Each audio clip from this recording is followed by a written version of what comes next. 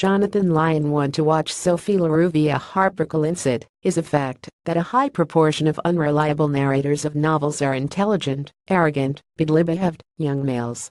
The protagonists have J.D. Salinger's The Catcher in the Rye, Martin Emmy's The Rachel Papers, and Sebastian Faulk's Engleby tumble to mind.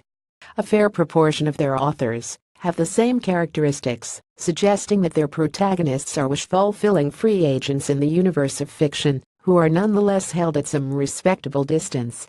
I would say that the narrator of Jonathan Lyon's debut novel Carnivore is another such, but for the fact that Leander, young, reckless, near heartless, petri-fueled and drug-saturated, is not flagged as unreliable.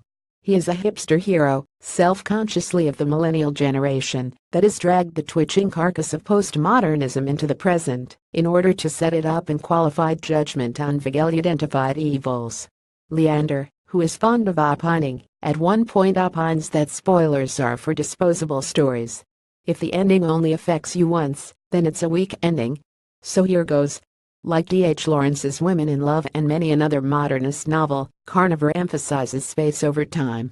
Its 300 pages cover only half a week, whilst oscillating between a handful of London locations. The structure is cyclical. Leander takes drugs, creates havoc and experiences violence, travels by car from one venue to another, changes his clothes, and repeats. But these cycles form a spiral. Although for about half the novel I doubted it, there is a plot. Leander is a bisexual male prostitute, estranged from his parents, but close to an older mature figure, Dawn. The latter unwittingly becomes involved with a gangster whose mob traffics people to England for farm work and sex. Leander desultorily if riskily pursues this mob, whilst trying to emotionally wound his on-off boyfriend Francis, who is Dawn's biological son.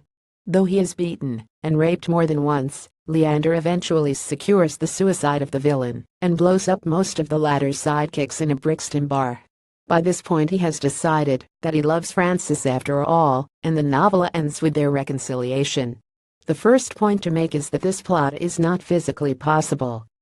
A real Leander would have died from his wounds and drugs well before the novel's few days are out, meaning that he neatly combines in himself two of Mel Gibson's most famous roles: the eponymous crazed pursuer of violent criminals in Mad Max's post-apocalyptic Melbourne, and the Jesus of the Passion of the Christ, who would have died from his scourging long before reaching Golgotha.